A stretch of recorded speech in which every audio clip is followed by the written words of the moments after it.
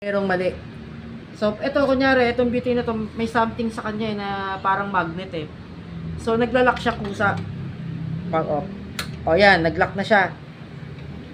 Pagka nangyari yan, at naglock, kunyari siya, isomindit, para bumalik siya sa dati, ang gagawin, kunyari, naka-on yung igniter, i-close ng igniter. Pagka-close po ng igniter, sa 0, tanggalin po yung canister. Pagkatanggal po ng canister, ito pong parang tornilyo na to, yung lock niya na may screen. Pipindutin lang po niya ng ano ba? Pipindutin lang po niyo. Medyo didiinan niyo po ha. Yan, pagka tumunog na pong ganyan, dahan-dahan niyo pong i-release.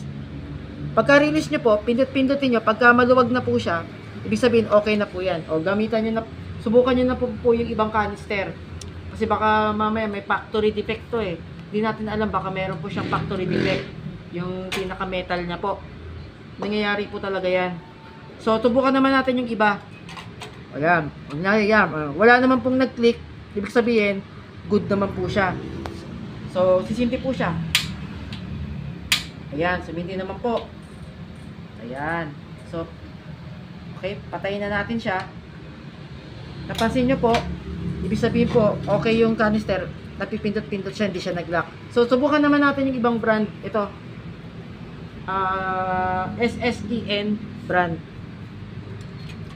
Okay, pasok natin. Oh, hindi siya nag-click. Ibig sabihin, good siya. So, sindihan ulit natin. Okay. Ayan. Okay. So, ganun po. Pagka po may problema sa butane o canister, kasi minsan may factory defect dito, ganun lang po yung pagtatanggal. I-hard press nyo lang po to. Hard press. Then, pagka nag-click, dahan-dahan pong i-release.